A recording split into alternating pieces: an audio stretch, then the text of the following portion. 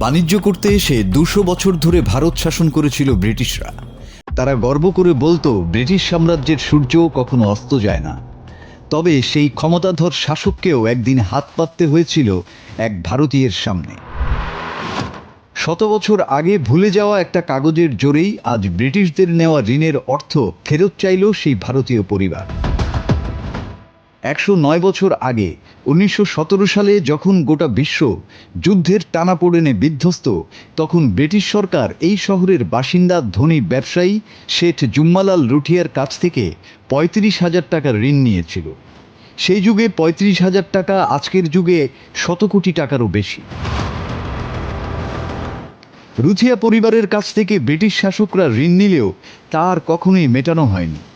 British শাসকরা দেশ ছেড়ে চলে যায়, ভারত স্বাধীন হয়, কিন্তু টাকা পায়নি লুঠিয়ার পরিবার।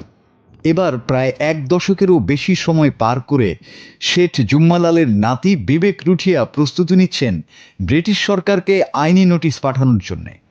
109 বছর আগের নেয়া ঋণ না মেটানোর জন্যই এই নোটিশ পাঠাবেন তিনি।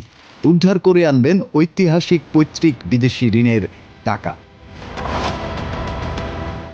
বিবেক লুঠিয়া জানিয়েছেন, সম্প্রতি তার বাবার মৃত্যুর পর পুরনো রেকর্ড ও পারিবারিক দলিলের কাগজের মধ্য থেকে ব্রিটিশ সরকারের নেয়া ঋণের নথি খুঁজে পাওয়া যায়।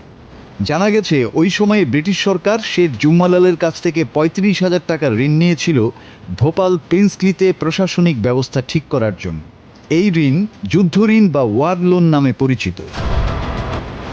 1937 সালে শেখ জুম্মালাল লুঠিয়ার মৃত্যু হয়। তারপর ব্রিটিশ সরকারও টাকা ফেরত দেয়নি, আর লুঠিয়া পরিবারও ধীরে ধীরে ব্রিটিশদের নেয়া ঋণের কথা ভুলে যায়।